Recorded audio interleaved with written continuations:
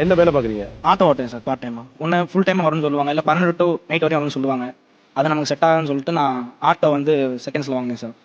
4:30 மணிக்கு எந்திரிப்பேன். ஃபஸ்ட்டு எந்திரிச்சு ஜங்ஷன் போயிடுவேன் சார். 8 மணி வரையும் ஓட்டிட்டு 8:20க்கு ஸ்கூல் ட்ரிப் எடுப்பேன் சார். ஒரு 4 பிள்ளைங்களை ஸ்கூல் ட்ரிப் எடுத்துட்டு ஸ்கூலில் இறக்கி விட்டுட்டு நான் ஆட்டோலேயே காலேஜ் போயிடுவேன் சார்.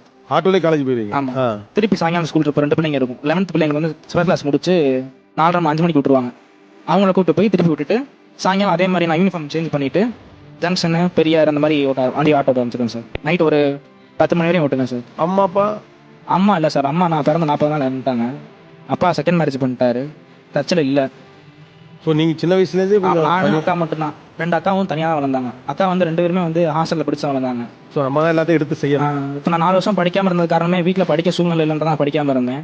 எங்கள் அக்கா வேலைக்கு போய் நீ படி, நீ மட்டும் ஏன் படிக்காமல் இருக்க, நான் வேலைக்கு போகிறேன்ல, நீ முடிஞ்சளவு படி அப்படின்னாலும் காலேஜ் ஃபீஸ் கட்டினாலுமே வந்து சார் அன்றாட வாழ்க்கையை ஓட்டுறதுக்கு வந்து வருஷத்தில் ஒரு நாள் ஃபீஸ் கட்டிடலாம் சார். ஆனால் டெய்லி சாப்பிட்றது வந்து ரொம்ப கஷ்டம் சார்.